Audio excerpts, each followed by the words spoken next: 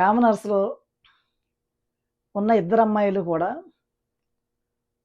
రాక్షస జాతికి చెందిన వాళ్ళ కనిపిస్తున్నారు. శ్రీజ ఒక చిన్న దెయ్యం, ప్రియ ఒక పెద్ద దెయ్యం.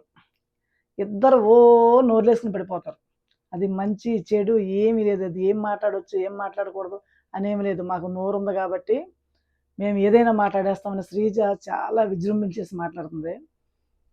అగ్ని పరీక్షలో మెచ్చుకున్నారని ఇక్కడ కూడా అదే విధంగా చేస్తే కుదరదమ్మా. ఏది మాట్లాడాలి, ఏది మాట్లాడకూడదు అసలు పెద్ద, చిన్న లేదు. ఇష్టం వచ్చినట్టు నోటికి ఎంతొస్తే అంత మాట్లాడేస్తుంది. ప్రియ కూడా అంతే. వీళ్ళిద్దరూ ఈ యాటిట్యూడ్ చూపిస్తే త్వరగా అయితే హౌస్ నుంచి పంపించేస్తారు. చాలా వరస్ట్ బిహేవియర్ చేస్తున్నారు. వీళ్ళిద్దరూ కొంచెం తగ్గించుకుంటే మంచిదనిపిస్తుంది. అతి ఎక్కువైపోతుంది. శ్రీజ అయితే నోరేసుకొని పడిపోతుంది. వాళ్ళు, వీళ్ళు అని ఇష్టం వచ్చినట్టు మాట్లాడేస్తుంది. అంతా తన పెత్తనమే అనుకుంటుంది. అందరూ తన మాట వినాలనుకుంటుంది.